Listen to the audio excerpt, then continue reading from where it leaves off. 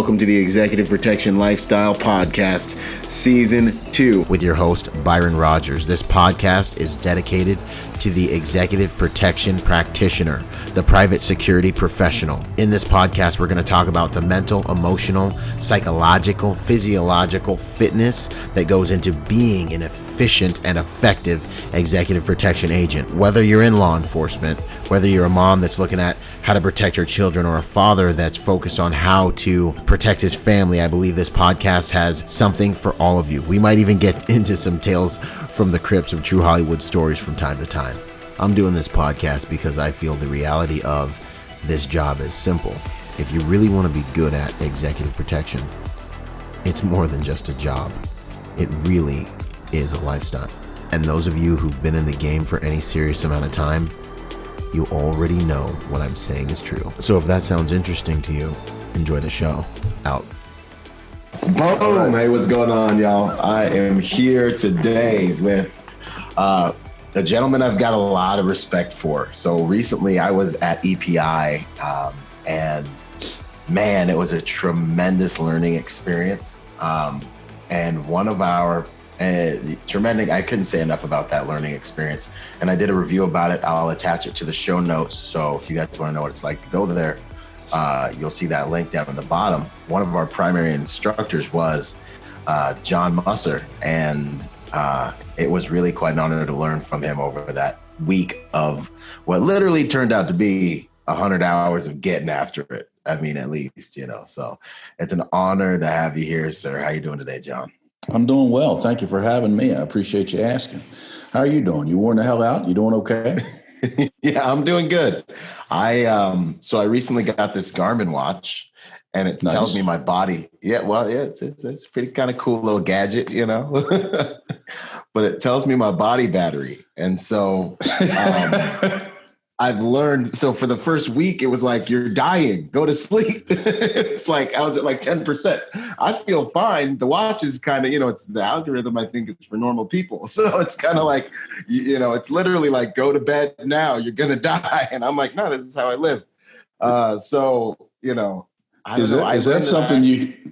Is that something you can plug in for? Like if, it tells you that you're low, can you plug in at night or anything? Is there something you can do for that to recharge, or it doesn't work that way?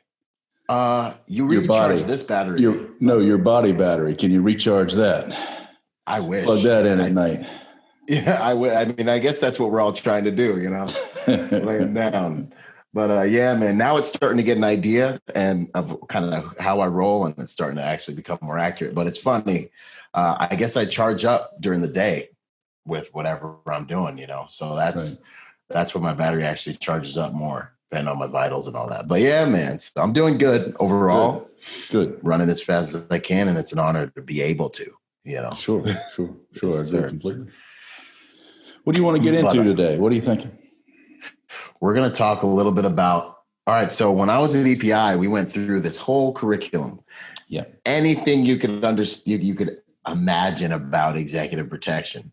And then we got to this block where you were talking about all the things I wish as a young man, because I started when I was 21 in this game, someone would have told me at the beginning of my career. And yeah, absolutely. And it was very, I just was hoping everybody in the class was soaking it up, because it was a lot of really valuable life lessons. So that's what I want to dive into today, was really that block, after. I appreciate that. It's interesting. It's interesting to me. That block of instruction, people are either very pleased with it and take away a lot of it, or they're very angry about it. And this is in the context of me being in front of you guys for 2 full days, right? 2 18-hour days. So we've already, as a class and as a presenter, we've already built up a relationship for 2 full days, right? We've gone through 2 full days. We've already built this relationship up. So that class, in the context of that, I put it at the end. It's my last full presentation that I give, and other than the reviews and all that sort of stuff, it's my last full presentation that I give.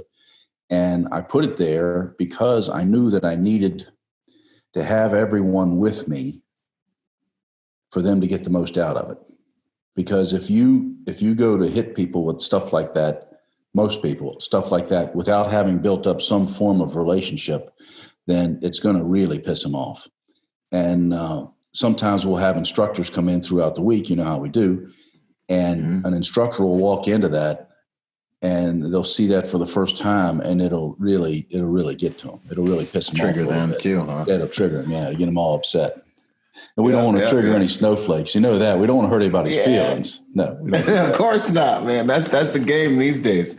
But I love it because I feel like, true, you could use the word love or care or leadership has so much to do with the hard lessons. I feel like I really respect, a leader that can give you the hard lessons that you need, I think it's even a masculine value to, this is the standard. You need to perform to this standard for your own good. Love me or hate me, but I got to give it to you. And that's what I really found refreshing, about that information for sure. Well, thanks for being there. Thanks for participating. It was a big deal. If you got it as a presenter, as you know, you got to get some feedback and you got to get stuff from the people in the crowd, and it's got to give you energy so that you can produce the best in front of them.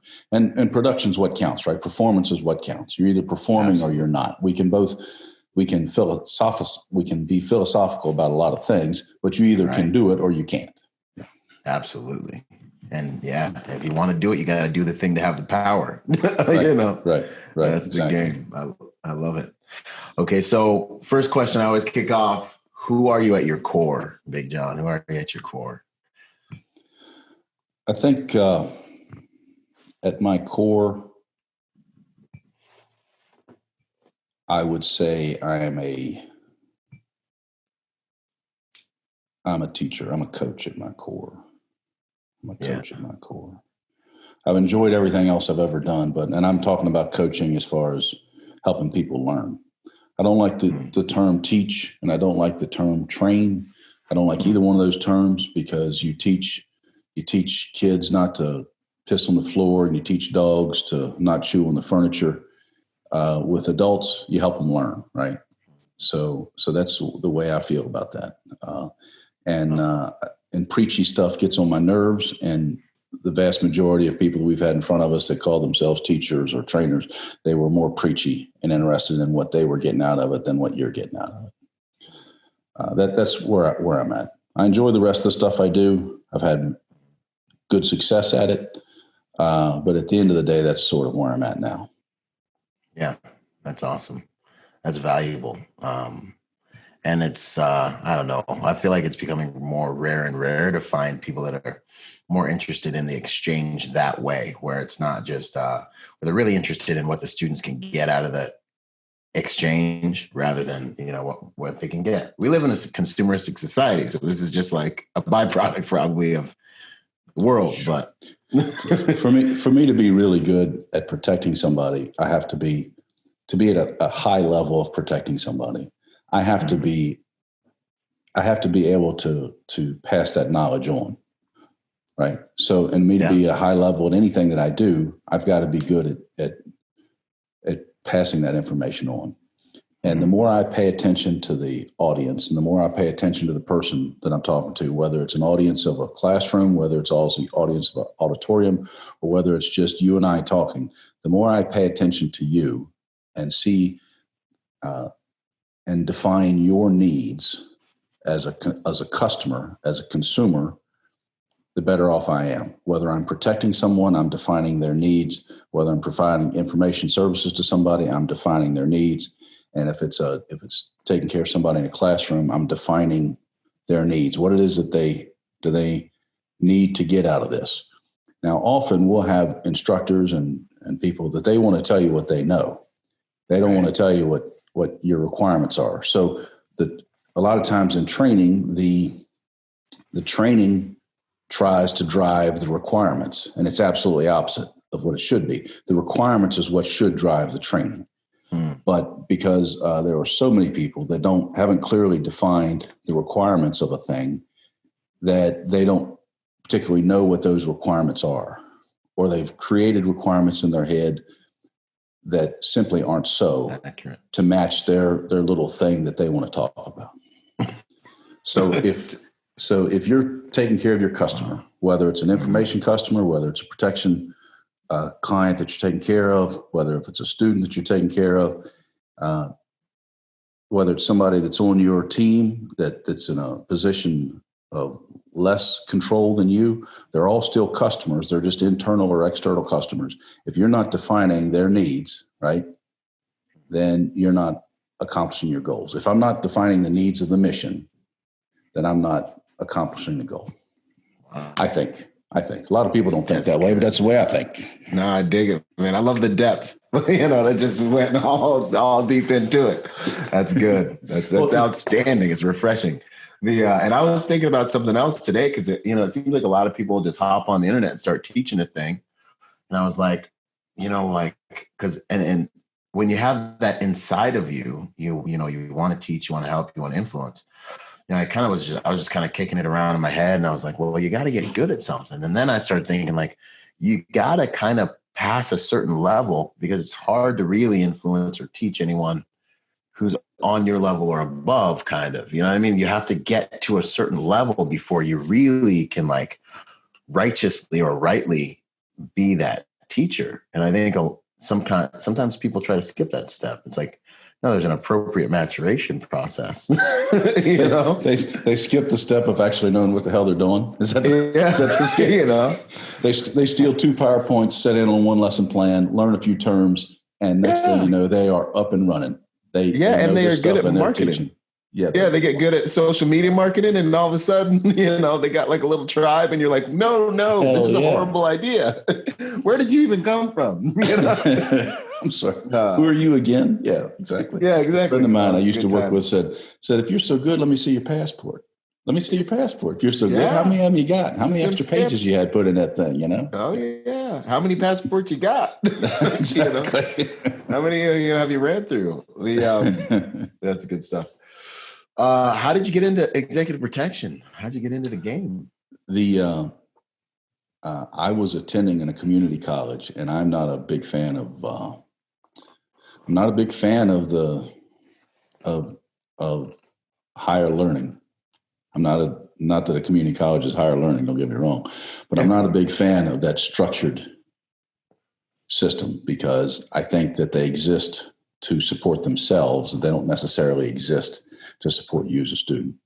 I agree. But we could go down that rabbit hole. And it'll piss a whole bunch of people off. So I was in there used to be this guy named Larry Linville, and he was an explosives dude. And he was a part-time instructor at this college. And he had a little pamphlet laying on his desk back when pamphlets were a thing. And it talked about the Executive Protection Institute.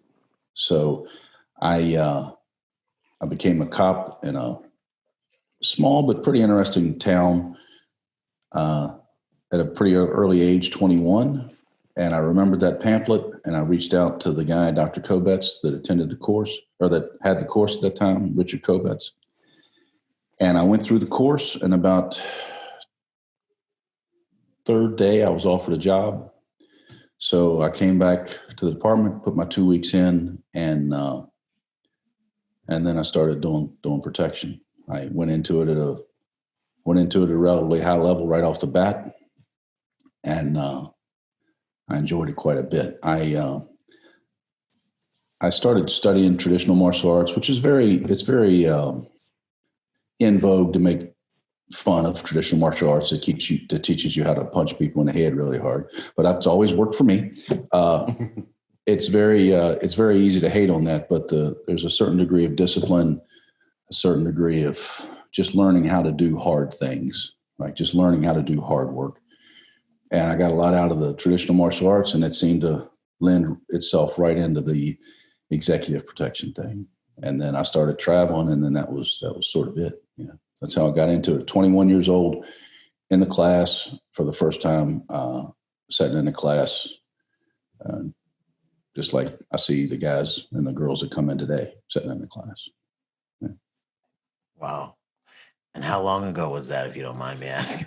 35 years. I'll be 60. I'll be 50. I'll be 56 here pretty soon. So I was in the class at 21 or 22, I think, somewhere around in there, 21 or 22. So 86, 87, somewhere like that. Yeah, something like that. Wow. My first plane ride ever in my life was to my first job interview. Second plane ride was to come home. Third plane ride was to work. And the fourth plane ride was in a private jet. I didn't fly coach class until I was in my 30s. And when I did, I thought for sure somebody was fucking punishing me for something I'd done wrong. Yep, that's outstanding. This is not fair. Yeah, exactly. Don't they know who I am? Yeah. Yeah, I must have messed up on that last op. They got me back here. Yes, something bad happened. Yeah, man, you can turn into me and my buddy Caleb joke about becoming security brats because we both, started out when we were 21, and man, we had this one story where we caught ourselves complaining about. It's so shameful. We caught ourselves complaining about these mashed potatoes at a restaurant weren't truffly enough. Well, that's a good complaint. That's a good problem to have. We were like. And then it was like something inside of us was like, hold up. Like we're Marine Corps infantrymen.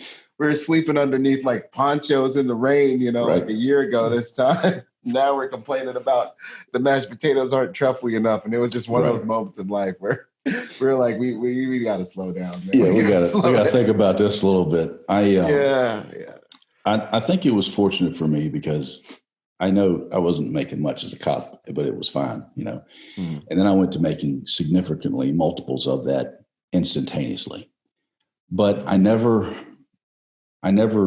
mistakenly thought that life was my life.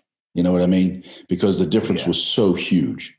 So the cars didn't impress me. The houses didn't impress me. The plane rides didn't impress me because it simply wasn't my life. So it didn't bother me a whole lot. You bring this story up about dinner. There was a guy running a household staff. He was a retired cop and he was a good guy. And they brought in a bunch of off-duty cops to work the estate. And they'd ride on their little four-wheelers and do their thing and hang out and make more money than they'd seen before. And the person brought them all their lunch out in a big, giant container and set it in front of them. And they had to make their own sandwiches. It was all there, And they were complaining about having to make their own sandwiches. Well, he came out there, and he was a very capable guy. He'd been in several shootouts and was a pretty tough guy. He came out, and he said, listen, you son of a bitches, all week long, you're sitting in a patrol car eating chili dogs that you scammed for free off the dashboard of the car. And you come out here on the weekends, and you expect steak and lobster. He goes, that ain't going to fucking happen. Yeah. Get your shit straight. Remember... Remember what you're dealing with. So I've had enough meals getting rained on, being miserable, just happy to have some food in my system that when I sit down and it's simply okay, then I'm okay. I'm delighted with it. Yeah, man. I never got wrapped up in that stuff. Yeah. Yeah. And that's such a big lesson. There's two lessons. One is, especially for the veterans or anyone who's been that's grown up at hard times, if it's okay, like you're fed, you're watered, no one's trying to kill you. And you're not freezing cold, you get to eat, you got to try not to be fat, right. Then you're okay, bro. You're doing all right. You're doing all right. And the second thing I heard you say, which is so big, man, is just not, thinking that your client's success, your principal's success is your success, not thinking that you're the guy on the jets because you're the man, it's like. That's right. You make one wrong move and you could just, like we were talking about right before this thing, you got a cool job right now, but in 20 minutes, like you said, that whole entire dynamic can change on you. You wore the wrong shirt to work. Well, that's right. That's one of the reasons you work on yourself. And I get we'll get into that, but you can't wrap your world up in somebody else's position because you don't know what the hell they're going to come up with today. You don't know what's going through their head. You can't wrap your success up in someone else. So when you're talking about performance, you talk about objective goals and performance goals, right? An objective goal, somebody comes on and says, I want to be the best person on the detail. Well, that person might not have the raw material inside them. They might not have the genetic makeup to be the best person. But if their objective is to be the best person, then they're going to run around in circles and stab darts in everybody else and talk shit about everybody else and try to get everybody else in trouble and make up lies about them and gossip about them and whine about them and take little cheap shots at them so that they can get rid of those other two people. And now they're the best person on the detail. So you don't want people with objective goals, right?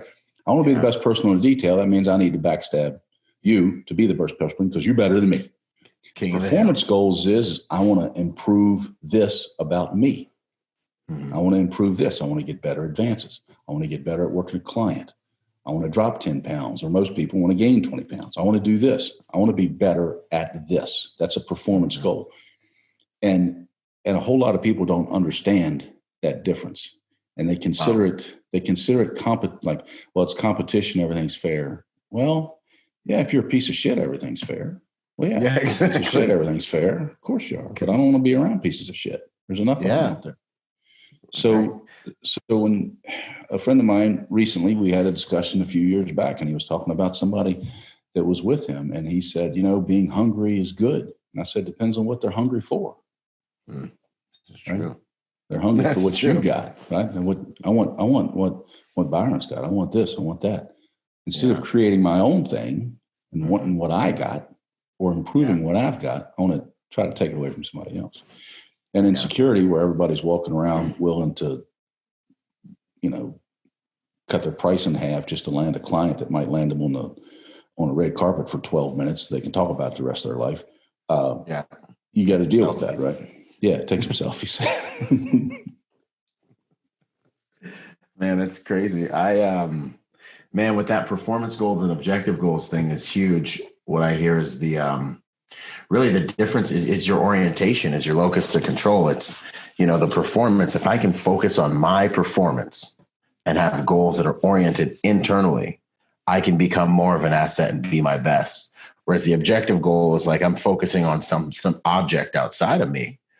And I mean, we know from psychology, if you're focusing externally, you got an external locus of control, you're building a weak and vulnerable identity for yourself, and you open yourself up to, a lot of heartache and things like that. And I think one of the things I talk about in my training day success package a lot is trying to create a culture on a detail that is team centric. Because I feel like there's more safety for everyone on the detail when the team is safe and the team is healthy. Principal gives you a compliment. It's, hey, thank you, sir, ma'am. The guys really helped me out. We worked together. It was really good. To where the principal almost can't even tell who's really responsible for all the good work because you're all looking good. And it's not like, oh, I did this. I'm taking, trying to take credit. It's, yeah, man, me and the guys worked hard on it. And always trying to fortify and strengthen the team. Likewise, when there's a mistake that's made, the whole team, everyone's taking responsibility for things to the point where one guy doesn't get singled out and becomes vulnerable because it's all being dumped on one guy. It's that whole let's protect each other and cover each other mentality. That's exactly right. You hit on a bunch of big ticket items there. The main one is sharing the good things and sharing the bad things.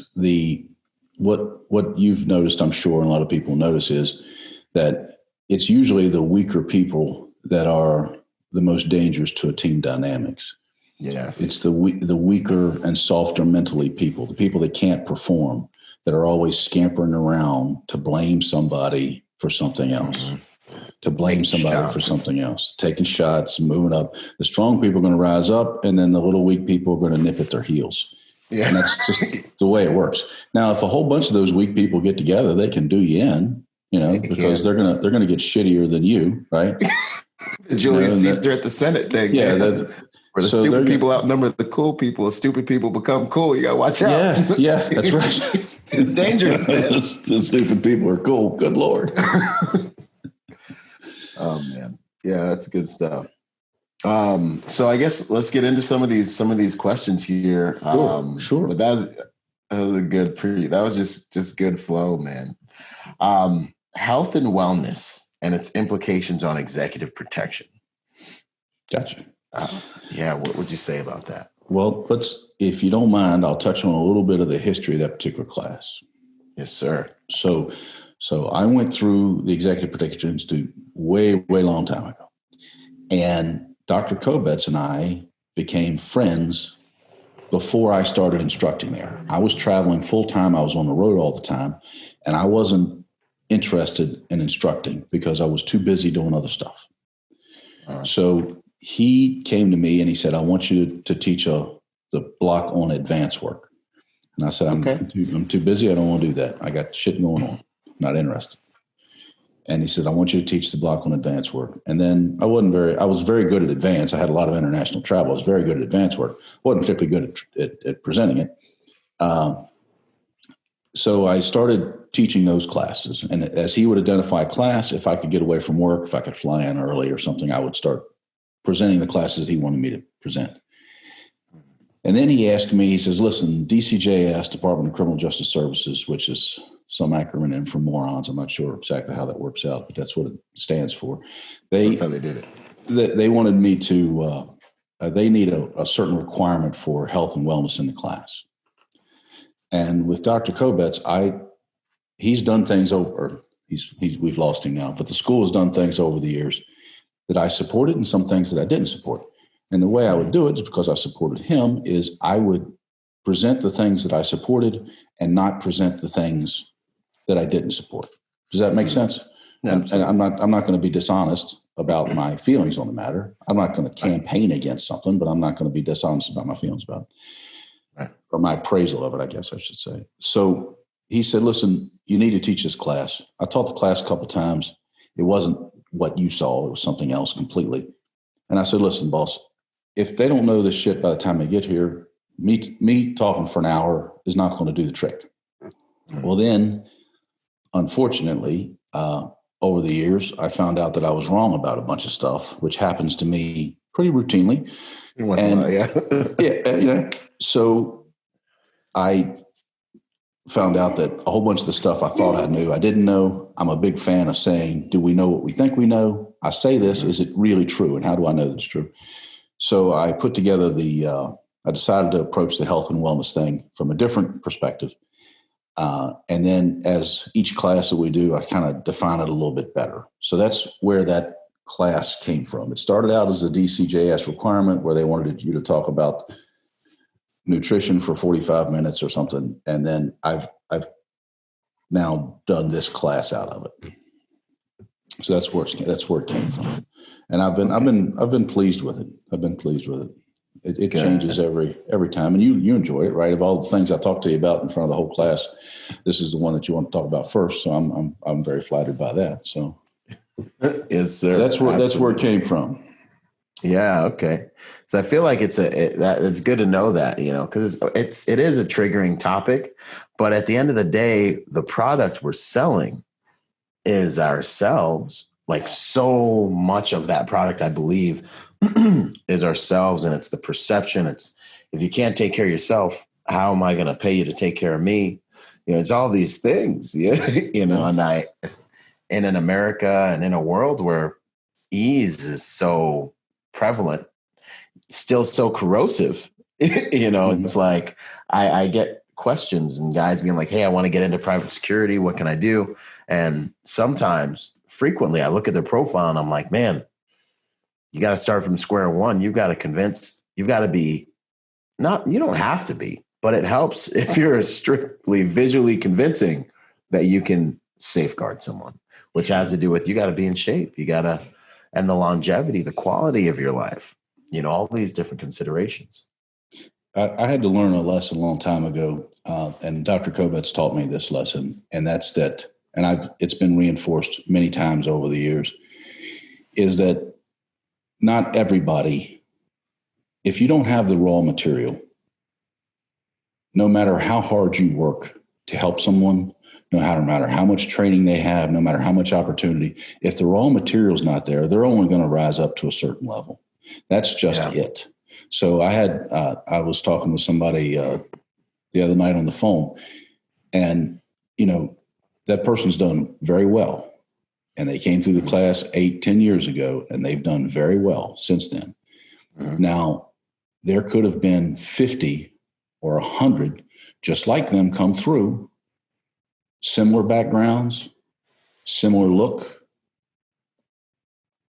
same training, similar opportunities, and they're not going to do as well. That's because the raw material is not there. It's why, unfortunately, people are playing in the NFL and NBA, and you and I aren't, right?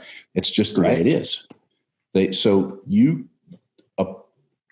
There is no guarantee that the person that's presented in front of you is going to be capable of doing all these things. You hear about people that have potential. That's fine. What's their performance? So right off the bat, it's something to consider is that training, as my friend Gene says, is a polishing action. It is not a creative one. It's a polishing action. And we know that you cannot polish a turd, right? So, hey, that's true. But go ahead, please. No, just training is a polishing action. Remember that. And then I kind of, it leads me to want to ask you, like, what would be the raw materials just from the hip? You're going to say, shit. Yeah, I know that's a big one. It's interesting, because about the time you define exactly who you want in the class, somebody will change your mind, So the physicality is easy to measure. We can tell whether somebody's a physically capable person. We can tell if they've got what their performance is going to be. We can tell what they can do with training. All that's fine. That's a thing. It's pretty easy to measure. The other stuff, the stuff that's on the inside, how they are wired to process information, their willingness to work hard, their ability to their home situation where they can be flexible enough with things to pick up and go, the support that they're getting at home, how they were raised. Did they spend half their life hiding underneath the table with their hands over their eyes because it was in a bad family? Did they grow up in a family where everything was given to them and they don't appreciate things? We can't control any of that. So you look at the performance, and then you can start making good judgment. So in training, the more experience you have already, the better off you are going to deal with theory. Now, security is so I don't want to start with theory. I want to start with what experience you already have. And then I want to show you the theory and then tie it to your experience. Does that make sense? And then you're better off learning. So with reference points and connections and all that. Now, security should be easy to present because every one of us have grown up in an environment where there were dangers around us, where we had to worry about stuff, where we had to think about things.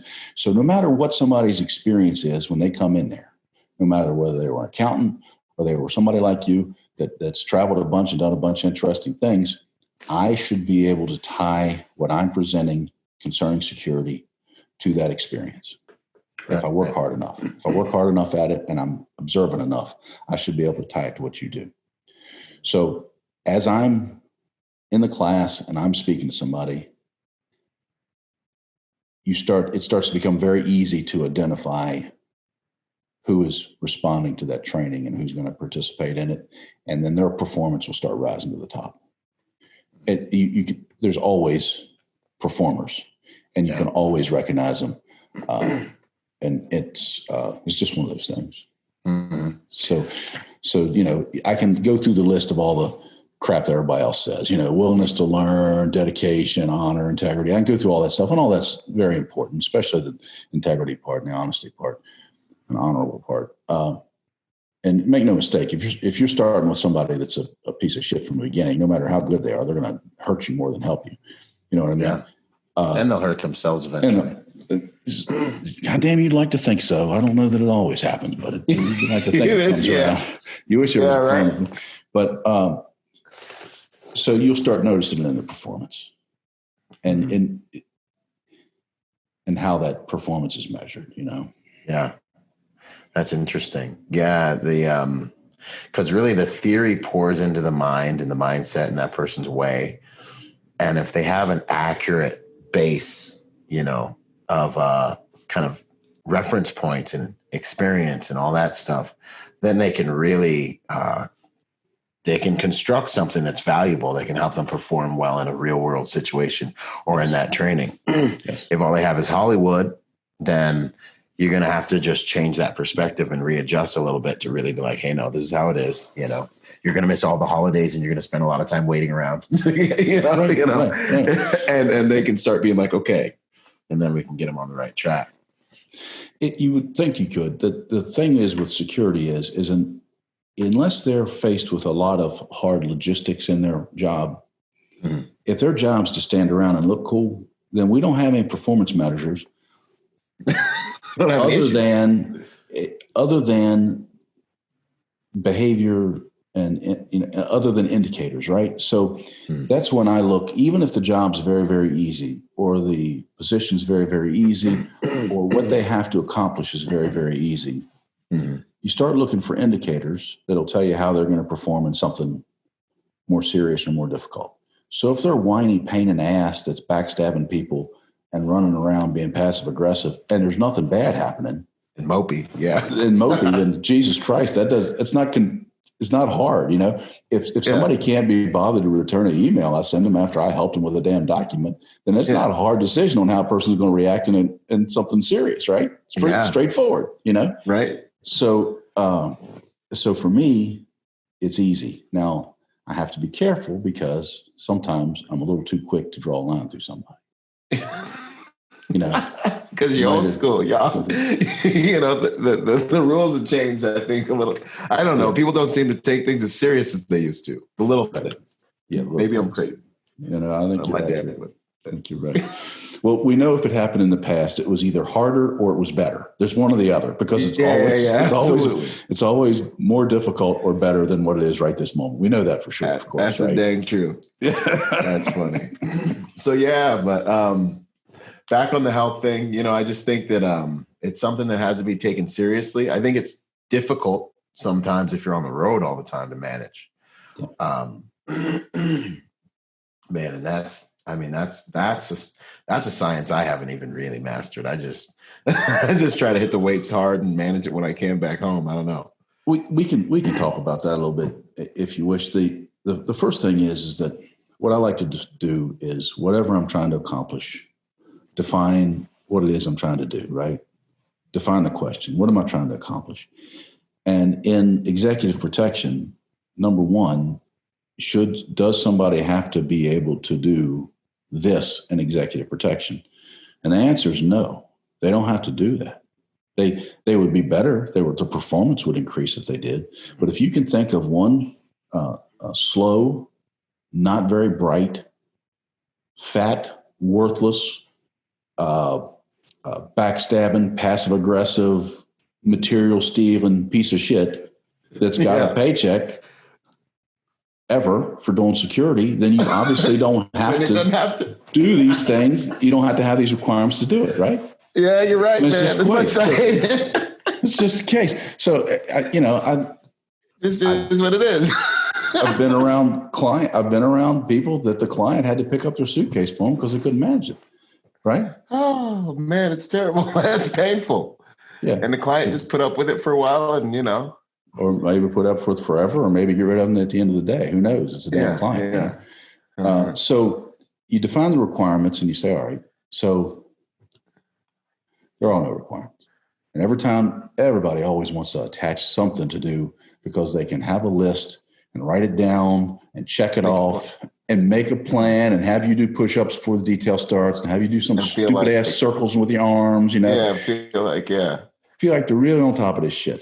Well, there's no requirements. Now, my personal requirements, for me personally, I'm comfortable sharing those.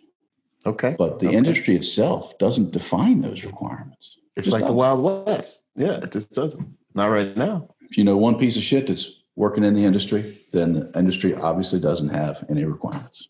Right. Yeah. Yeah, that's true. So then you look at the requirements, you understand there is none. And then I ask you to consider where it should be anyway, is on you personally. Do you want to improve your performance? And that's where we get into the blocks of the things that, we spend the whole week talking about the risk assessment model that we use. Right?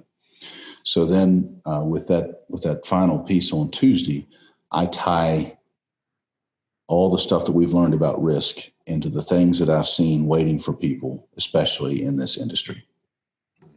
Does that make sense? Yes, sir. So the things that are waiting for us. Yeah. That I've seen happen to people, and then I've seen happen to everybody, but it seems to me, maybe because I know more people in this industry, that it happens to us more often, right? We don't even have a real well-defined term of what the industry is, and everybody likes to think that they can come up with it, and they want you to join an organization to show that you agree with their definition of the industry. But there is no definition of the industry. When I first got into it, unless you were doing one-on-one, small team, international trips, running the whole operation, you weren't doing executive protection. Everything else was just something else. Just that means garbage. Not good. Not good enough. It's just cool different. Enough. It's just different. Yeah, okay. It's just different. Yeah. It wasn't good or bad. It was just different. And there were people doing other stuff that was making a whole bunch of money. And you would say, he gave up on the EP stuff, took a gig doing this, and it's much better. He's making much more money, but it's not EP anymore.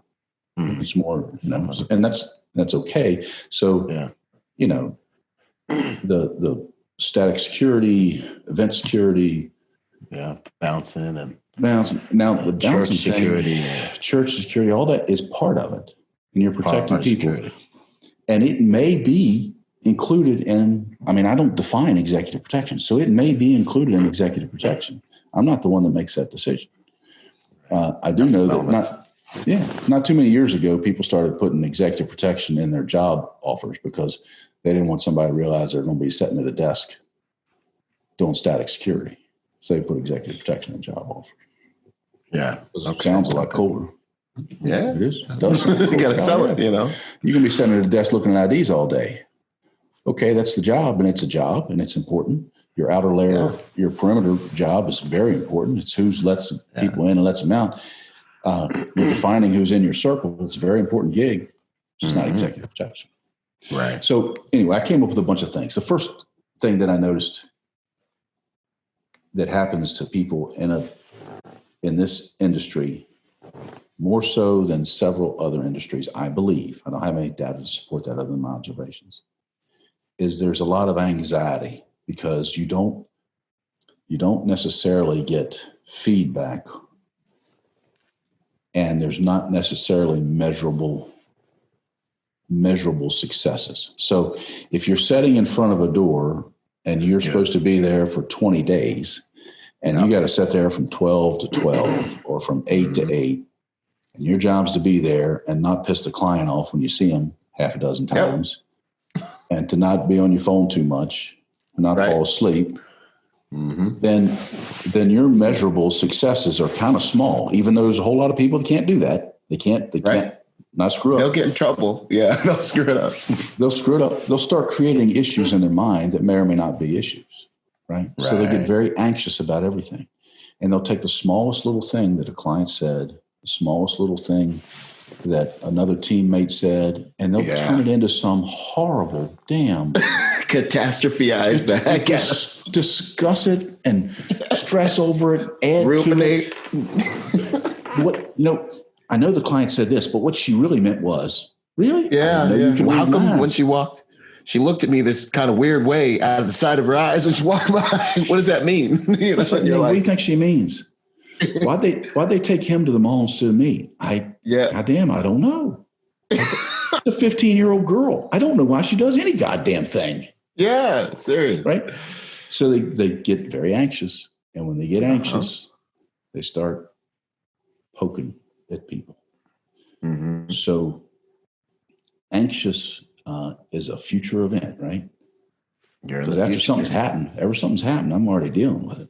Right? Yeah, I'm worried about what the hell's coming. So that's a future event. And when you let somebody else determine how you feel about something, when you let their behavior impact you, then you're setting yourself up to be very anxious, I believe. Mm-hmm. So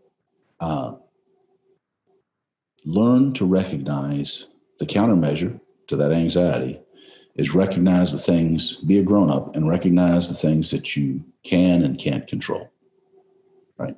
I can't control what's going through somebody else's head. I can't control if somebody doesn't return an email. I can't control if that person does whatever the hell it is they're doing. I can't control that. Right. I can, however, choose how I react to that. Choose. Right? I can choose how I react. It's up to me. They can do that. I decide whether it upsets me or not. I decide whether it pisses me off. I decide whether it informs my degree of participation in whatever the hell they're doing. Right? So I made some notes on these 3x5 cards. Outstanding. And I've got a very good friend of mine whom she's very talented, and I absolutely trust her opinion. Mm-hmm. She explained to me that when I talk about 3x5 card holders and 3x5 cards, that nobody knows what the hell I'm talking about because everybody uses a smartphone. Now, I ain't going to disagree with her. Was she being I know because I had a tough time in high school and had to do flashcards all the time. It worked for you. So, yes, it did. So I decide whether she's trying to help me, whether she's teasing me, or whether she's just being mean as shit, No. Yeah, right. but you get to decide, right? You get to decide whether it bothers you or not. And then you decide to what degree of participation you're gonna engage with them based on it becomes more transactional than it does more than relationship. You decide, all right, this person does this. He's a pain in the ass. He only calls me when he needs something. Mm-hmm. I don't hear from him for months or maybe years, and then out of the blue, I'll get a call from him looking for work. You decide to what degree you engage in that or not. Right. And I think that's huge. I mean, because I probably use my counseling degree more with other agents, trying to help them, deal with the fact that the principal, was really nice yesterday and didn't say anything today in the car, or, like snapped at them in the car, on the way here and there, they didn't have an umbrella. So, and they're catastrophizing. And I'm like, look, man, I don't know what the reason was, that we're dealing with a billionaire. They got billionaire problems. You're like a cog in the whole party that's this big, Realistically, do your job, do your best, improve incrementally as you see you need to, control what you can control, prioritize, execute, and let's just keep moving, And if we get some negative feedback, we'll adjust. We'll adjust, or I'll find a new job, or I'll find a new client. Because I can tell you, there's a whole lot of, if I stop at a place every day to get a cup of coffee and they start pissing me off, there's other coffee shops. Right? Absolutely. Pretty easy. I decide the value of that coffee compared to the amount of degree that they piss me off every day. Yeah. There's only one me. There's only one you. There's a whole bunch of clients. There's a whole bunch of women. Right. A whole bunch of guys. A whole bunch of every goddamn thing out there. But there's only one me. Exactly. So you have to decide those things. And then based on the degree, like somebody that you have, a client that you got a real strong relationship, everybody's human, everybody snaps at people. Yep. You may decide that that's something that, just like with somebody you care about, you're gonna be all right with that because you've got a depth of understanding with them. Or you may decide that, listen, this person's just a prick and I'm not going to be around him anymore. Right. Mm-hmm. I was very fortunate in one degree because one of the first clients I had was such a miserable human being that there was simply nothing that anybody could say to me after that bothered me a whole hell of a lot because he was such a horrible person. Right? He would say such horrible things, and such a petty little dude. And so you're like, good Lord, where did he come up with that? Really, I've never seen somebody stomp on a file before. Good Lord, That's awesome. And then where guys will get in trouble and women get in trouble too, is they try to assign motives for this bizarre behavior. Yeah, exactly. Just witness the behavior. Let the behavior stand on its own. Just let it be what it is. The reason they did that was, did they tell you that? You can't define motive, even if it's an admitted motive, then that might not be the real motive. So just go with the behavior. What are they doing? Just watch. And focus on yourself and have those performance goals you're talking about. Because if you've been performance goal focused and you do decide that you need to trade out a client or principal, you've been working on your value through performing at a higher level long enough to where you find a pack of people who value that and you have options. You can. It makes it more probable that you can have options if you can perform at a higher level. That's exactly right. Kind of have options. Yeah. So the countermeasure against being anxious is don't let people rent space in your head. Mm-hmm. Don't let them rent space in your head, and decide on how you're going to react to things. Absolutely. That's the first part of that presentation. The second part is well, real quick, one other question I was going to ask you. Sure, please. If you don't mind, is what would you say about being who you say you are? Oh yeah, thanks for bringing that up. It's important. I heard that in a presentation one time not too long ago, and I told the guy, I says, I'm going to take that and use it, and I'll credit you with it. And he said, "Oh, I stole it from somebody else. Don't worry about that. Use it at will." Mm-hmm. So, and I thought that was very interesting. Are you who you say you are? Mm-hmm. And who do you say that you are? Now, there's always somebody's historical data is a lot easier to find now than it used to be, right? If somebody says I was this or I was that, I personally was never in the military. That's not a secret, right? So I don't say that I was in the military. Well, that's a pretty easy thing one way or another. I say that I can protect somebody. Okay, I can protect somebody. Can I protect somebody? If I can't manage my own luggage, can I manage them? Right? Am I who I say that I am? I think that I'm good at logistics. I can get people from point A to point B, and I'm good at logistics. I can make all of this stuff happen. I can set up cars. I can set up hotels. I can set up rentals. I can have a 8-car motorcade ready to rock and roll and have 20 people under me. I can do all those things. But for some reason, I can't return an email, or for some reason, I can't manage to have what I need in my pocket when I arrive, right? Or I can't keep track of the client's briefcase. Am I really who I say that I am? Mm-hmm. And it's not up to me to ask anyone that. They have to ask that themselves, right? Am I who I say that I am? And I invite people to be honest with themselves about their capabilities. And some people can't do that because they live through.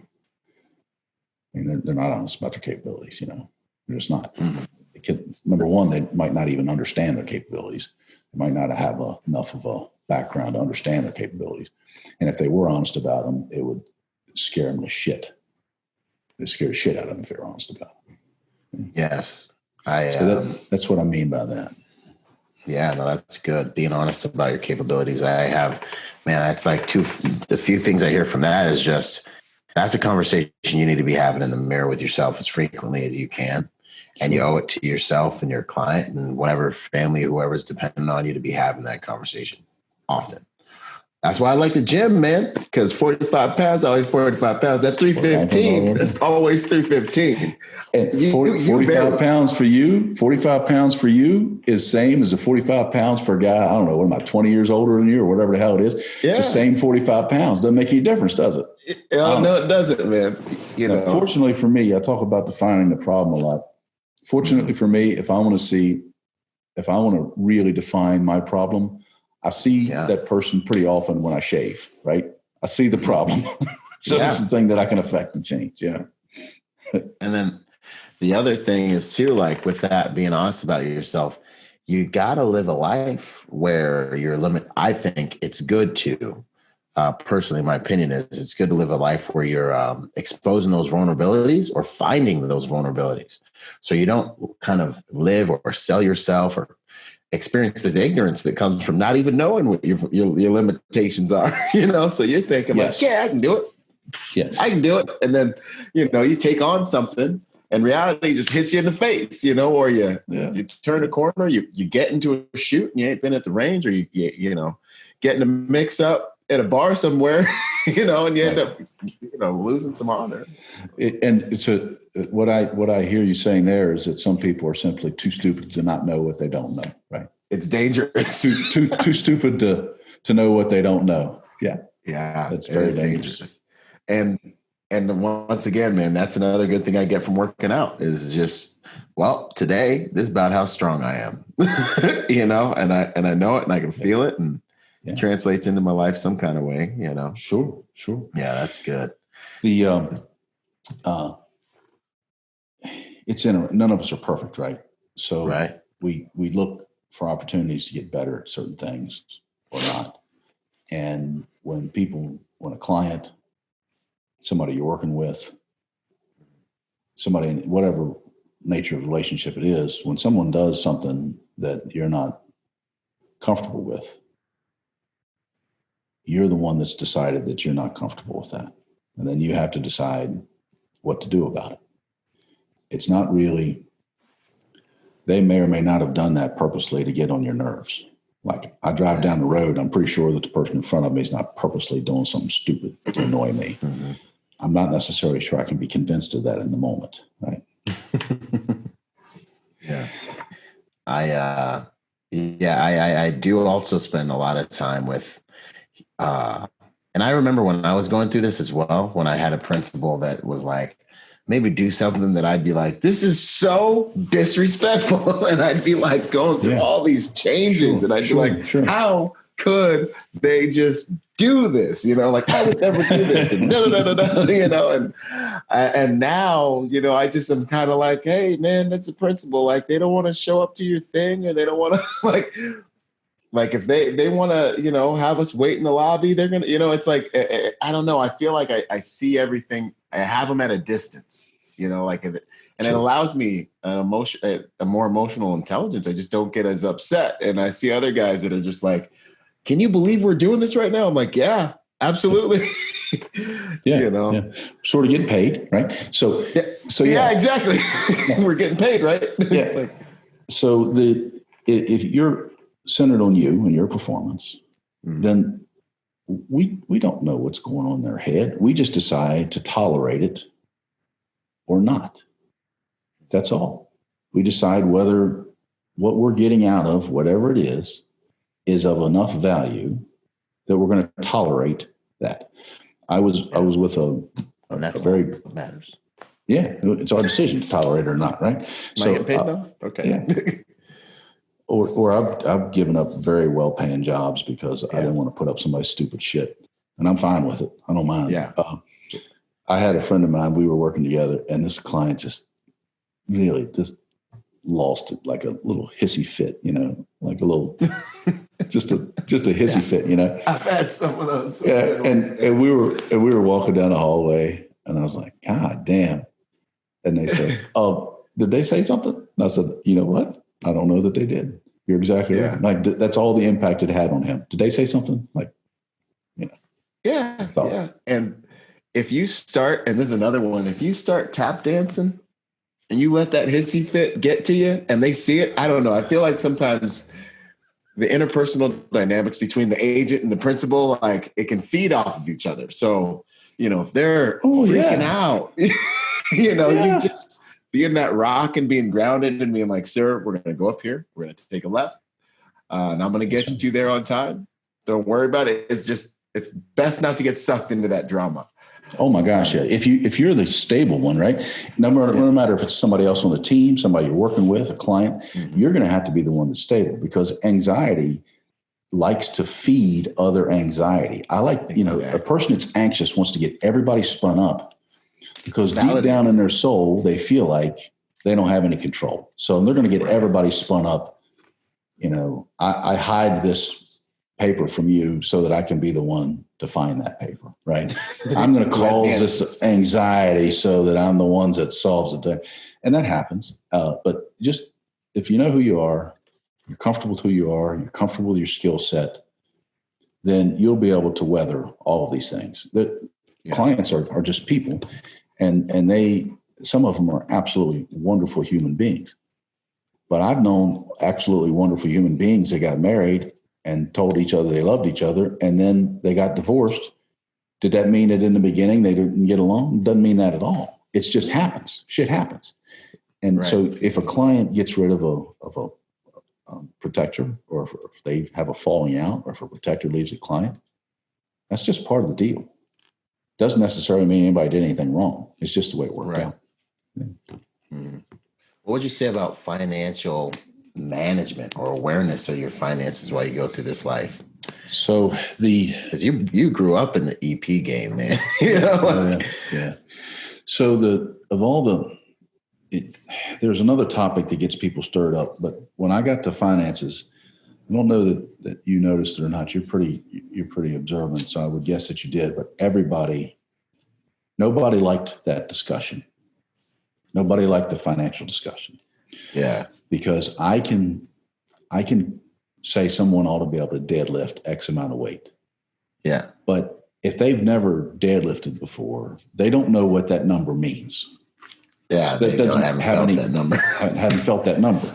No connection. Yeah. Yeah. But if I say living paycheck to paycheck, going in debt on your credit cards to make ends meet, spending more money than you've got, upside down on a car, there's a whole lot of people that have experienced that. Yeah, the gravity of these words is just hitting people right now. And it hurts them, and it feels accusatory, right? Mm-hmm. Because you're questioning somebody's ability to take care of things. So it has to be approached in a manner so that I don't lose the audience. I have to approach it carefully. Mm-hmm. But by then, I've built up a lot of goodwill with the class. Hopefully, if I'm doing my job, mm-hmm. I've built up a lot of goodwill with the class. So by then, I can address it pretty bluntly.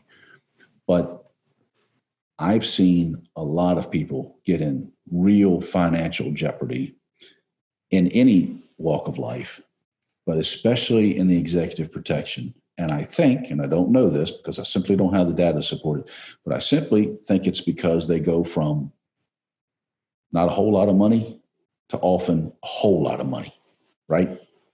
So they go from one number that they get paid, whether it's military, law enforcement, or some other line of work, and they land that big job, and now their eyes light up. They see the cars, they see the house, they see all of this stuff, and they want all of that stuff right now. And they put themselves in financial jeopardy. So we talk about reducing vulnerability in the risk market, right? So with debt, with financial stuff, you've got the threat, which is debt. The threat is always debt. Debt's the enemy. The bank is not your friend. Credit card companies aren't your friend. GM Finance is not your friend. Right? Student loans aren't your friend. They're all designed to steal your money. Yeah. So you approach them the same way you would somebody on a street corner that looks a little shady, that might have a pretty effective weapon. You look at them the same way. So when you see the difference between a payday loan guy on a corner that's charging outrageous interest on something and American Express, the only difference is that one of them, American Express, is better at it. It's better. It makes it better taking your money. Taking your money. So if you can control your debt, control your money. I've seen guys get in horrible jeopardy, and girls get in horrible jeopardy. Money, and it makes them feel vulnerable. And if there's any little flaws in them, that money will drive that flaw to the surface, and it makes them panicky. Exploited. Yeah.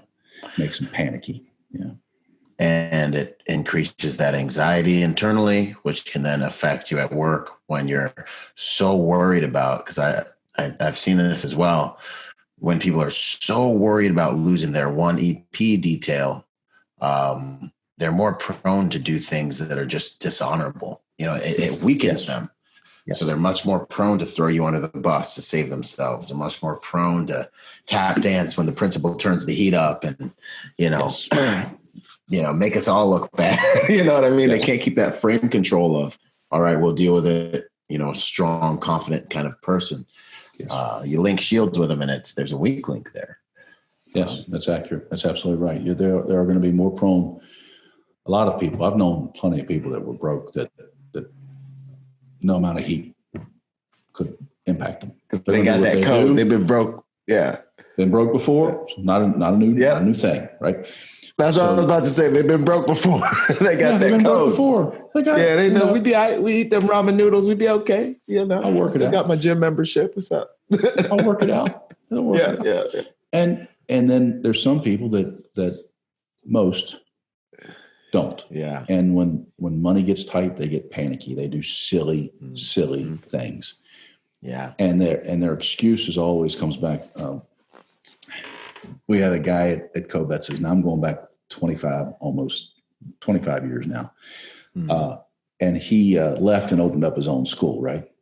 Yeah. Which is, God bless him. I don't knock yourself out. Well, when he left, he took all of the legal, like the legal pads, the yellow legal pads, right? He took a whole stacks of legal pads with him so that he would have them so he could save that $84 or whatever it was for legal pads. That's bizarre, right? That's a desperate low rent dude to steal legal pads from a guy that he's been working with, right? It's weird, right? It's weird. Yeah. So I was like, what the hell? But people, they always make the excuse, well, it's just business, or I got to take care of my family, or I got to do this. Well, you can take care of your family in an honorable way. You can be good at business without doing dishonorable things. I don't have to take what Byron has to have things. Right. So debt is the enemy. Mm-hmm. People get in jeopardy of finances. If you can't pay for it with the money you got, unless it's a house, you can borrow money on a house as long as it's within reason. If you can't pay for it with the money in your pocket, don't buy it. Mm-hmm. Don't, if you see a nice car, you see an Audi, 110 grand, right? Audi A8, 110, 115 grand. Okay. You buy that car. If you buy it with cash and that car, total price of that car is less than half your annual income, and you can absorb that loss of 40% as that car drops in value, right? Mm. So the car drops in value over 4 years to 40%. You can absorb that loss. It's not a big impact. But take that same number of 100 grand and plug it in the financial calculator and see where that 100 grand would be in 4 years at between 10 and 12% interest. So you wouldn't lose the 60 grand and pay the 60 grand in interest. You would gain on that money, and then just let that inform your decision. Right? Let that inform your decision. Have implications. Yeah. And if you got money in your pocket, then fine. I like them, but be able to afford it. If you can't reach in your pocket and pay for it, you can't afford it. I've seen guys on sets, not movie sets, but on details, poor mouthing all the time, and then you see him pulling in with a new truck. You see him pulling with a new car. Mm-hmm. I thought you were broke. Well, yeah, but I needed this. They needed a new minivan because it's so much safer. This year's model is so much safer than last year's model. Or they needed this because they needed this, or they needed that. Okay, buy whatever you want, but consider if you're broke, not buying it. Right. Find some other way to make do. So the financial stuff's where I see people get in real jeopardy. Yeah, it's big. Makes them panicky. Yeah, it makes them panicky. Because there's going to be down times. Yeah. In our line of work especially, there's going to be down times. Mm-hmm. And feast or famine. And when I was doing pure contract stuff, not contract like the overseas stuff, I'm not talking about that. I'm talking about just pure contract stuff. Here. Working the gigs. I did a lot of international travel, but a lot of times when people say contract, they think that they're meaning the military force protection aspect of things. Yeah. I kept at least a year money in case things were dried up. So when I got a break, which I didn't get them very, very many, when I got a break, it was a relief. It wasn't a financial burden. It was a relief, So it was time for you to kind of just Like you're willing to focus on yourself, get healthy, and reset for the next go. If someone's interested in finances, which is a hard topic to have with people because nobody likes to admit that they're broke, there's a book that I recommend. It's got a pretty strong religious tint to it, but no matter what I'm not particularly religious myself. Maybe not particularly at all. But the book it leaves a very clear, defined model. It's Dave Ramsey, and look up Dave Ramsey if you've got. And trust me, I don't get any money from Dave Ramsey. If you want to have a handle on your money, pick up his book and try to follow the principles that he lays out, and it'll work. It works. I've seen it work many times for people. I have somebody ask me a question. Listen, I want to do this, and this with my money. And I'll say, all right, what's your budget? What are you spending every month on what? I don't like to do a budget. All right, well, I can't help you. It's like somebody telling me they don't want to do squats. I want to get strong, but I don't want to do squats. Can't help you. Yeah. You got to know, you got to be able to measure it in order to control it.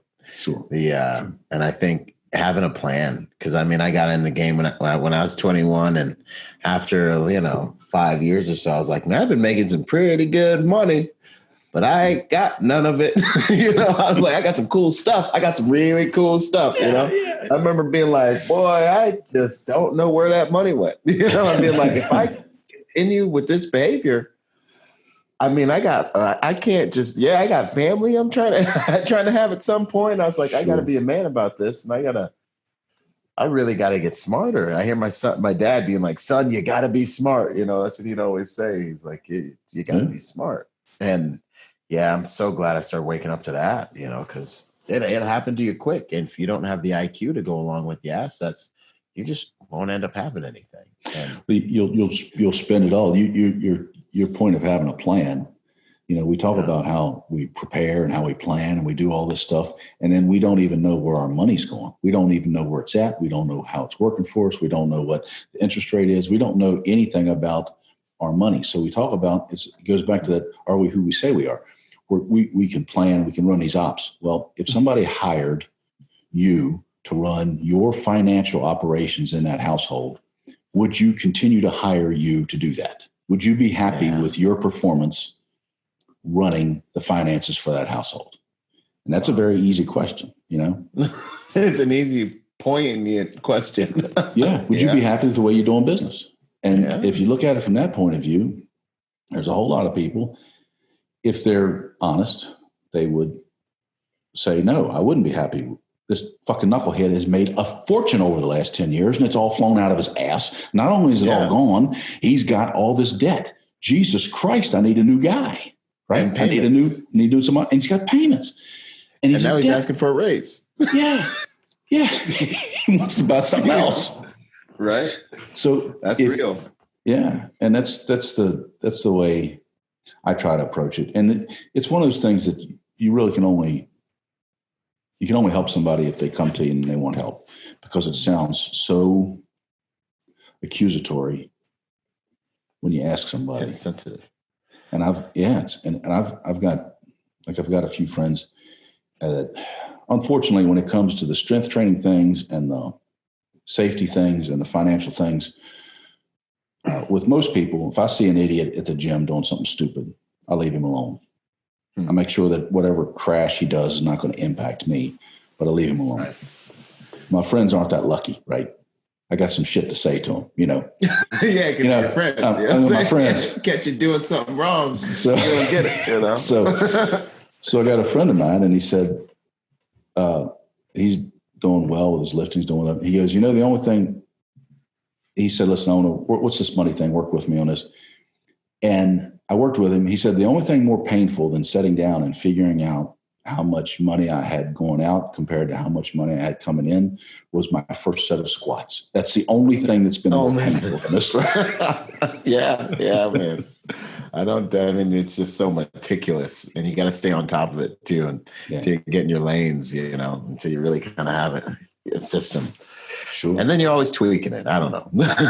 So you should be involved in it every day, right? Should be involved. Yeah. If you follow the big ticket principles, like, hey, don't spend more than you make. Right. And don't eat more calories than you burn. Right. No, it's not hard. Yeah. So yeah, if you want to get better at that, check out Dave Ramsey. He's got books everywhere and podcasts. All of us listen to podcasts all the time. Might be a value. Yeah. Might be a value to the guys. Yeah. That's good stuff. I wish someone had told me that earlier. What would you Me say? too. Yeah, right. Would have been a lot farther, but Yes. What about, I've been running into some really good female agents in the industry. And on one hand, I feel like the industry, you get those calls where people are like, hey man, you got a good female that you can put your name on. Mm-hmm. And it's like, okay, and then of course you can't think of one or find one at that moment. But I feel like there's a lot of opportunity for women in our industry. But then at the same time, I see a lot of them struggling to find employment. What would you say about females in our industry and the whole male dominated thing? And I don't know. What would you say about all that stuff? Well, it's a pretty big topic question. The thing I would ask you to consider is that, put it in context, there's always been a requirement for females doing protection, right? Mm-hmm. There's always been a requirement for it. And there's always been females that do it. That's just the case. Now, from what I've seen, sometimes there's more, sometimes there's less, but that has existed since when I first went through the first class for co-vets, there were females in that class, right? There were women in that class. Okay. Now, females aren't part of society. They are 51% of society, right? So there are fewer females in the industry. Now, I don't know why that is. That's not, I don't know why that is, but there are fewer of them. So if you think of all the guys that do this stuff for work, and you think of all of them that are worth a shit based on that total number of guys, and you can come up with your own percentage, right? It's your thing. Right. Now, let's take a smaller sliver of that and say, all right, so a smaller percentage of those guys are women. Let's take that same percentage of worth of shit that we used for the guys and apply it to the smaller total number. You're going to end up with even fewer. Does that make sense? Mm-hmm. Yeah. So because there's not too many people in this business anyway. Yeah, to begin with. And then you take a smaller percentage of women. So women have always been in the industry. The industry is so, and I use that term, I don't even like using the term because the industry it's hard to define it. It's not really clearly defined. There's always vast. Yeah, there's always been women doing protection. And every once in a while, and God bless them all, I'm happy for everybody that makes any living doing anything. But every once in a while, there'll be a big surge of talking about this group doing this and this group doing this and this group doing this. God bless them all. There's always been women in the industry. There's always been women that were very, very good. And there's always been women that weren't worth a shit. And guess what they have in common with the men? There's always been men in the industry. There's always been men that were very good and always men that weren't worth a shit. So we got them all. So real executive protection, and I'm based on my experiences, right? Involves so much logistics, so much planning, so much attention to detail. It involves so much more than just knocking the shit out of somebody. Right. That the difference in the sexes and physicality seldom comes into play.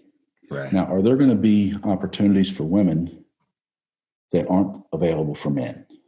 Yes, there will be, because you and I have both heard clients say, "I don't want any guys around." Yeah, I want female on my daughter. I want female. I want female on me. I don't want guys around this. Mm-hmm. We've heard that, and that's a very clear direction. So there's always opportunities for that, and there's always going to be jobs that aren't appropriate for everybody. There's going to be jobs that aren't appropriate for me, and that aren't appropriate for somebody else. There's going to be jobs that require a different skill set. Right. So is it hard to find good women to fill jobs? Yes. Is it hard to find good men to fill jobs? Yes. Right. Yeah, that's true. So you and I both know, women that are doing very, very well in the industry. Yeah. And we know women are looking for jobs. I don't really know that many right now, honestly. We both know guys that are making money, and we both know guys that are looking for work. They're looking. Yeah. So I don't really,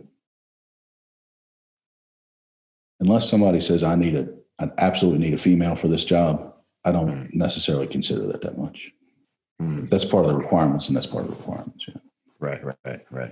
Did that make sense? Did I do all right with that one? Oh, 100%. And it's funny because the two things come up in my mind. This industry can have its weird requirements. Yeah, I mean, like clients can be like, I want all black guys. Don't tell them I said it. If you tell anyone I said it, I'll deny it. But you better find me all black guys. You know what I mean? Or I want women for this. Or, like I want, this and that and the next thing. It's funny because it happens, Or I had a really good buddy, got squared away, top of the line, clean guy. I mean, better than me at executive protection. And he did an interview and they were like, you seem like you're really good at this job, but you're just not hood enough because he wasn't ghetto enough. They were like, damn, next. I don't think I would qualify for that gig either. Right. So it's like, all right, cool. I want to, it's interesting. That's pretty funny. That's pretty funny. Yeah, and he came back to me. He's like, I guess I wasn't hood enough, man. I was like, well, that's a first. I'll write that down. Not hood enough. Yeah. Right. I've had clients ask for, I need somebody that's bigger. I need somebody that's smaller. I need somebody that's bigger, but doesn't take up a lot of space. All that stuff. I had one client that liked this one smaller person on all the stuff, except when they went to these individual places, and then they wanted somebody bigger. And we used to tease the guy that was smaller all the time because we said, all right, now we're going to swap you out. We're going to swap you out for a larger model, and then we'll swap you back in. And he was making a fortune, so it didn't piss him off too bad. But I can't speak about the challenges that you've had in the job. I can't speak about the challenges somebody else has had in the job. So I can't speak about those things. However, I can say that there's plenty of work for people that can do it. There might not be jobs that they want to do. Might not be enough money, might be too much travel, might not be enough travel, might not fit in the rest of their lifestyle. But as well as I do, people are always looking for people. Oh, yeah. There's revolving doors everywhere around here. Yeah. You just got to know how to market yourself and foster the right relationships. That's really, I think, what really in the end, that whole network becomes your net worth thing. I've found a lot of utility in that. Yeah. And doing good work and being a good person, it's a type of equity. I feel like people call you back. So it's the one that counts. It's the equity that counts. That's the one you can control, right? You can control that. I knew somebody got in the industry that came through the school a long time ago, and she was new to the world, new to the industry, and she worked her ass off and got very good at it. You met her, Jessica. You met her during the class, right? She works her ass off. So she worked her ass off, and she put herself in position. She worked very hard, and she's doing fine now. She's doing very well. Yeah. I've known people that came through similar circumstances, and they didn't do well at all. They just didn't turn it into something. Now that might be part of their fault, part of their environment, part of nobody's fault. We can't control all that stuff. Right. Last big question, and then we'll get into our closing questions here. Sure. What as far as growing up in the game, what was that like? And what kind of pitfalls or anything that stands out to you about those experiences? That's a big one. It's a disaster waiting every second, number one, right? It's a disaster waiting every second. I started around the corner. It's right around the corner. So the pitfalls that I noticed most of all were the biggest one that I noticed was letting it get in your head. Letting it get in your head, whatever it was, whether it was your success, whether it was a time that you dropped a ball, whether something bad happened that you had nothing to do with, you let that get in your head and it informs the whole rest of the day. I had a thing, a guy working a client, and he fucked up pretty seriously. He mentioned another client's security, and that's a big no-no, right? And right, absolutely. And it immediately turned to shit and spiraled. Yeah, and we tried to salvage him. And the advice from somebody that I trusted said, no matter what, he cannot change his behavior. He does the same job he did before.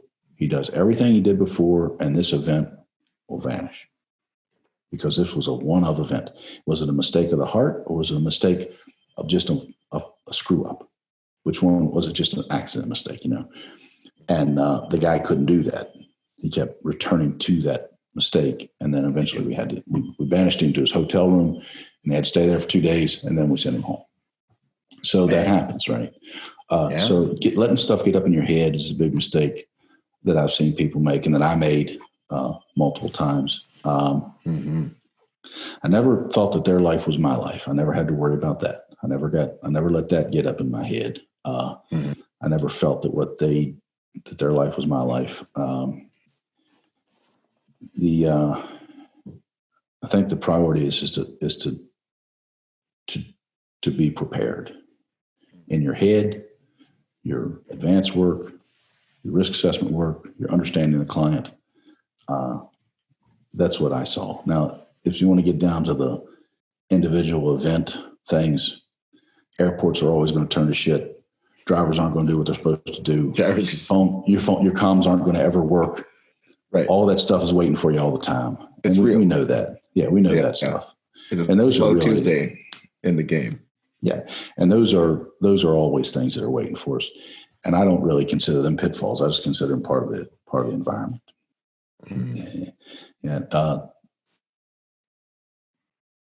People often, if they come into something, especially if they come from a client that was difficult to be around, or if they come from an environment where they weren't particularly valued sometimes, then it makes them very susceptible to, you're doing a good job, you're not doing a good job, right? If I let the fact that somebody says I'm doing a good job impact me, then I'm inviting them to say, you're not doing a good job, and I'm going to let that impact me too. Right.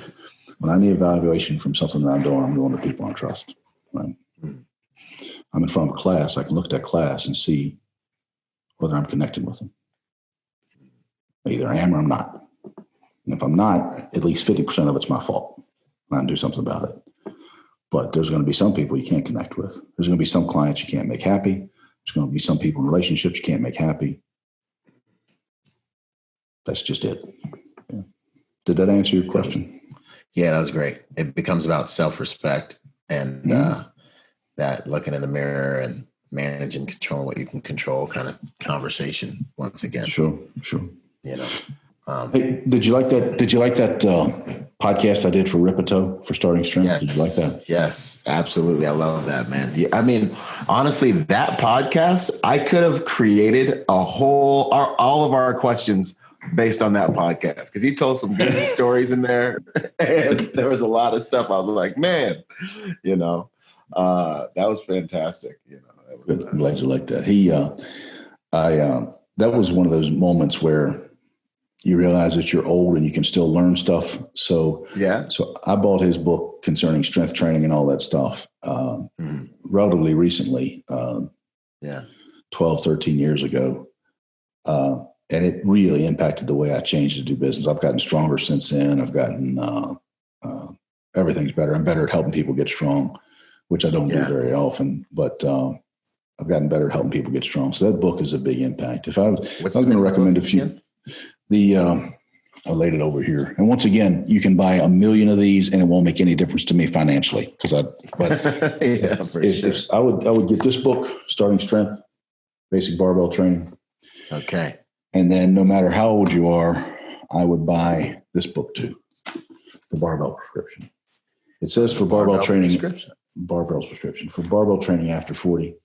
It says for after 40, but the programming is for after 40, but the first half of that book, and the programming is very valuable for people that are geezers, but the first half of that book talks about things like the metabolic syndrome and things like that. And it lays it out in language that is very accessible. Huh. So it tells you why it's important. So that barbell prescription is the why. The starting strength basic barbell training is the how, is the way I view those two books. I would buy them both. Wow. They're cheap. They're not much. And you got to have the why and the how. No, I dig it. And yeah, you're definitely still looking real dangerous. The last time I saw you, I was like, I love that. I appreciate that, man. When you see a man and he's dangerous, I always at the beginning of that movie, that Navy SEAL movie, oh man, I forget, Acts of Valor. And he talks about how his dad said one of the most painful things about getting older is that you notice other men don't perceive you as dangerous anymore. And it made me kind of think like, it's at the beginning of Acts of Valor, that Navy SEAL movie. And I was like, man, I don't even consider this right now, but that's something to think about. I appreciate it. It's interesting. But yeah, no, that was a good podcast. It's a good camp. It looked like when I looked at the website and the stuff, it looked like everyone, all shapes, sizes, ages, everybody was getting in there, doing some good work, improving. Kind of looked like a family, really. It looked like you guys had a real tight-knit group of folks over there. Yeah, it's funny. Barbell training is one of those things that it has to be internal, because if it's external, then all somebody has to do to beat me in a competition is be stronger than me. That's all they got to do. And there's a lot of people. There's a lot of people stronger than me. So there's, when you're lifting with people, you can get in sort of friendly competitions with them. And at the higher level, they can get shitty acting. But at the level that I'm at, you're lifting with people, you want everybody to get stronger. You want their personal best to be better than before. You want them to have a personal best. So because it's measurable, if I'm deadlifting 150 pounds more than somebody, then what are we going to compete over? There's no competition. I'm trying to get you better, and you're trying to get me better. And the techniques and stuff work. I'm fortunate. I'm not looking to. I don't have nothing to sell. I don't have anything to sell. Yeah. I don't have any widgets I'm selling. I don't have anything to sell. So it puts me in a position that I can make recommendations from what you believe in. From what I believe. So the Executive Protection Institute, I've been there for a long time. I feel that I feel very strongly about the lesson plan. I feel very strongly about the presentation, and I support what Dr. Kobet started a long time ago. When I need to recommend training, any kind of physical training, I go to Starting Strength. So I go to startingstrength.com, go to barbell restriction. When I need a good driving school, I go to Vehicle Dynamics Institute. I don't know. Do you know Joe O'Terry? I send people to him. I send people to Joe O'Terry at Vehicle Dynamics Institute. I've used them for a long time, and I send people there, and I'm very happy with them. I'm always on the lookout for people that I can recommend other people go to for learning. Yes, sir. 100%. You got, do you work with Jerry and Jennifer Jacobs? Does that name sound familiar? It's jacobscorporatesolutions.com. Are you familiar with those guys? Jerry Jacobs. I know this. Yes. I don't work with them, but I mean, we've shaken hands. We've had some conversations, and I hope to have them on the show here this season. Yeah, they've started something that's kind of interesting. I haven't participated in it, but I know him, and I know his wife Jennifer, and they've started. They're both in the game, right? They're both executive protection, and I think he was talking about leadership or something last time we were. Yeah, that's exactly right. I talked to him the other day, and they are looking at details from the big picture. So you would bring them in and provide and evaluate how perhaps a detail could be better structured from a personnel standpoint. Mm-hmm. And I've always felt that, and I haven't seen the results of that, but based on who's involved, Jennifer and Jerry, I know that would be well done. They do a good job with that. Yeah. Like Frank Gallagher, I've worked with him over the decades. He's got a book called the Bremer Detail, right? Okay, it's easy to recommend that book, right? He was at Kissinger's. He's done a tremendous amount of clients, especially in war zones, and he wrote the book, The Bremer Detail. Why wouldn't somebody, if you want to know about that from Frank's perspective, who's done the work, who's been there, why wouldn't you buy that book and read it? It's sitting there waiting for you, you know? Yeah. The 100%. yeah, I mean, the information's out there if you're available to it. Mm-hmm. And I'm happy. I'm fortunate to have a venue where I can support people that have helped me over the years, I guess. Yeah, that's awesome. That's valuable. There was one and that Jared Jacobs, what he was saying was ultra interesting to me, because he was talking about how there's not a clear, not necessarily path, but there's not a lot of assets to help people develop in the executive protection game, from being field agents into leadership and things of that nature. And I remember him talking about a lot of his stuff designed to help people make that transition from being, you know, out in the field into leadership. So you just reminded me, man, I've got to look into some of that stuff, and I'd love to have him come and take a look at some of the things I'm doing, because he's got the experience, and some people that I really trust have been really vouching for him, and me and him talking have been real positive. And his wife's doing something interesting too. I don't want to let the cat out of the bag, but sure. Yeah. She's competent. She's doing the job, right? She's doing well. And I mean, he doesn't need me to speak about him. He was the lieutenant in charge of the damn governor's detail. Yeah, exactly. He's made it. He doesn't need me to say anything nice about him. He's doing fine without it, you know. Same for all of them. Yeah, they've built some things that are valuable. Yeah. One thing I remember from that class that I got to hit you with before we one last thing I remember was weakness. Yes. What would you say about weakness? This got me. I was like wanting to say amen.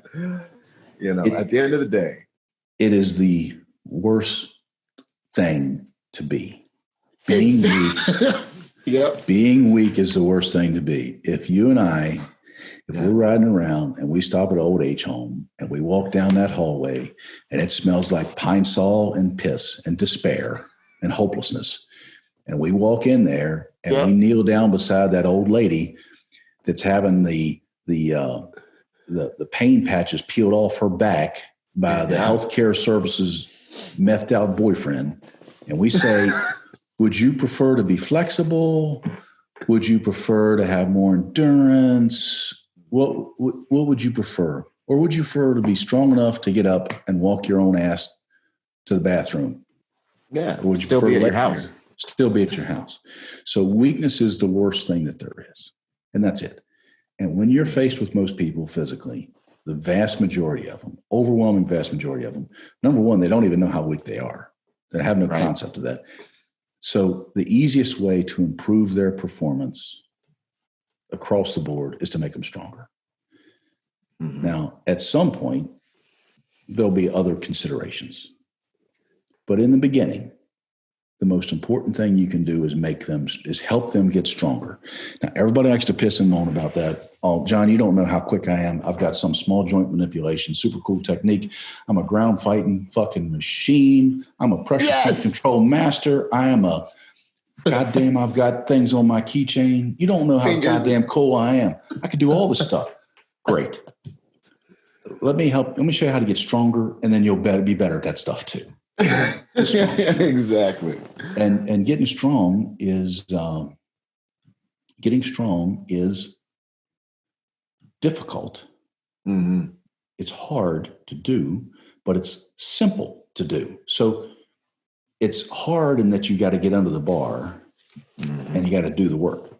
It's simple in that it's a very clear-cut path. It's you do this and you add a little bit of weight every time and you'll get strong. It's no way not to do it.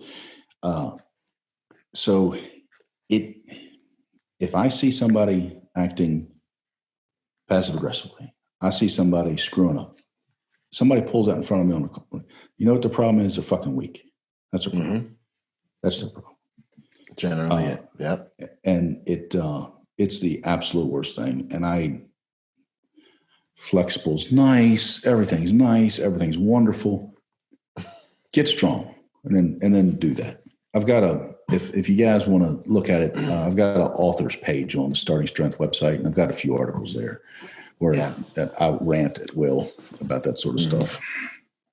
Well, yeah, did that answer your question about weakness, sir? 100%, man. When I heard that, I was like, oh, yes. Because I live my life that way, man. Weakness it's just the worst thing, man. There's no other way to say it. It's horrible. And I wanted to say amen so loud. I was like, get them. Because it's just, and it's like, we're not being mean. I'm telling you this out of love for you. It's like your life will be better. People can depend on you. Like everything will be enhanced.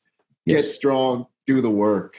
Yes. It's fantastic. That's just fantastic. And any of the links you want from your website or the rants and all that stuff, the books that you mentioned, if you could just send me a list of those things, and I'll just throw them at the bottom of this podcast episode so people can find them.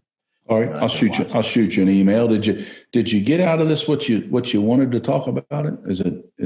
Was it helpful to you? You think it was entertaining? Absolutely. It was entertaining for me. I don't know if it was entertaining for your audience or not. No, it's been good. I got a few more I want to hit you with, just our usual ones. Sure. The favorite quote, mantra. Your favorite? You got a favorite quote or anything like that? You know what? I don't know that I've got a favorite quote right now. I'll go with a classic Ripito quote: "Is strong people are harder to kill than weak people, and more useful in general." That's good. Quite a bit. I like that quote quite a bit. Don't let people rent space in your head. I think that should be my mantra more often than it is. I still let people annoy me more than I should. That's awesome. Yeah, I got that one written down. How would you like to be remembered? Good at what I do. Good at what I do. Yeah, outstanding. Yeah. And a habit that you do, a habit or anything that you do that you think people should look at that make them better protectors or better people overall. Deadlifts. Deadlifts, boy. You better get them deadlifts in.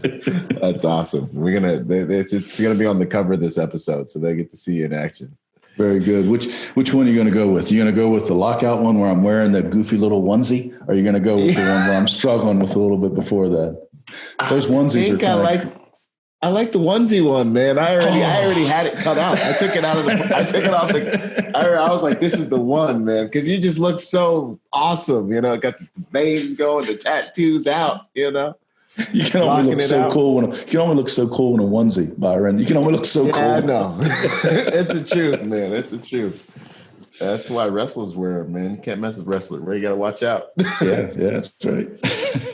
Oh man, well it's been an honor having you here, John.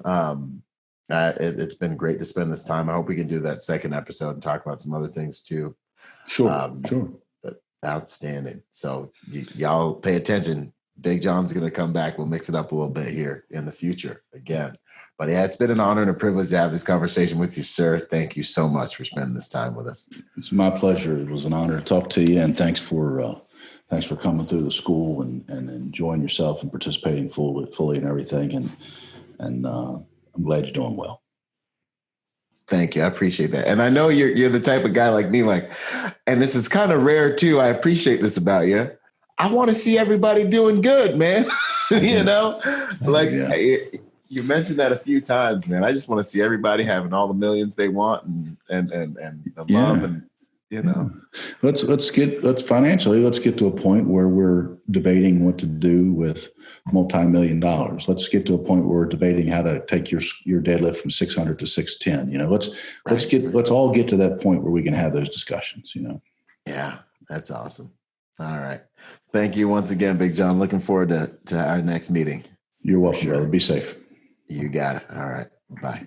Yo, if you're a private security professional wanting to take your game to the next level, go to executiveprotectiontrainingday.com to check out my personal success package for private security professionals. Check it out, executiveprotectiontrainingday.com. And remember, y'all, hard skills do save lives, but soft skills get you paid. Boom.